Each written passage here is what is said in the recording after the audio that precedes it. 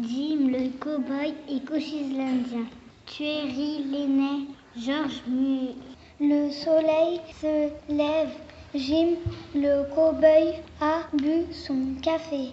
Il est prêt au boulot maintenant.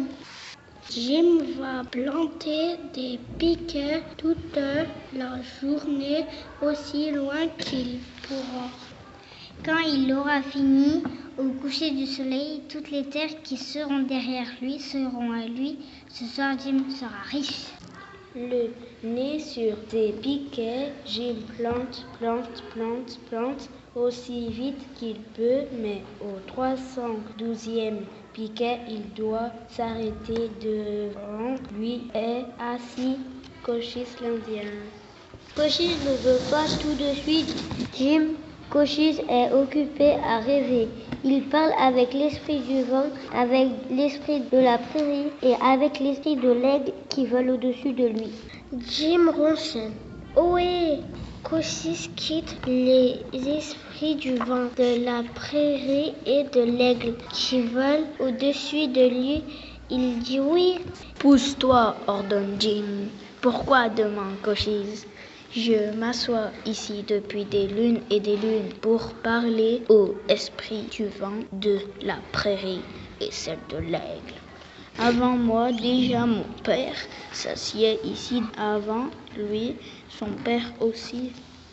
Jim sort sa bourse en soupirant.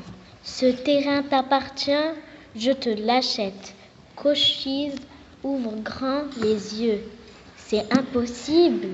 Jim s'énerve. Tu ne veux pas me le rendre? Je ne veux pas, explique Cochise. L'esprit du vent, celui de la prairie et celui de l'aigle me laissent m'asseoir ici depuis des lunes et des lunes, mais cette terre n'appartient à personne. Jim déclare. Alors, si cette terre n'appartient à personne, je ne la vole à personne. Pousse-toi que je plante mes piquets. Cochise ne se lève pas. Excédé, Jim dégaine ses pistolets. Puisque tu ne veux pas partir, nous allons nous battre en duel. Voilà un pistolet. Je veux à 100 pas et tant pis pour celui qui tirera le dernier. Tu es fou, c'est dangereux. Les pistolets, je pourrais te blesser ou même te tuer et je n'en ai pas du tout envie. Trouillard, s'écrie Jim, plus mouillé. Cochise soupire. Tu tiens vraiment à ton duel? Bon, regarde le tronc là-bas. Il est aussi grand et aussi large que moi. On va dire que c'est moi. Mets-toi à 100 pas. Tu tires. Si la balle atteint le tronc, on dira que je suis mort. Impatient d'en finir, Jim s'éloigne de 100 pas. Il vise et il tire.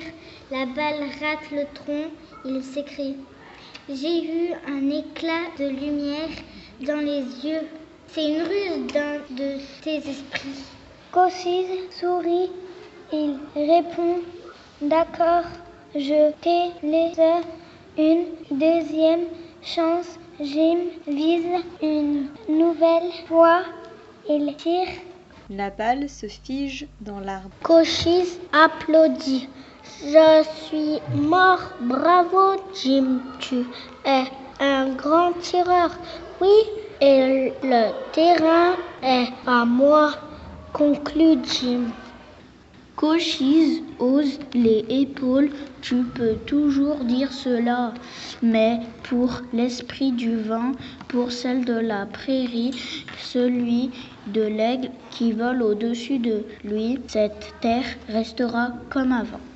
Je ne voudrais pas t'embêter plus longtemps maintenant que je suis mort.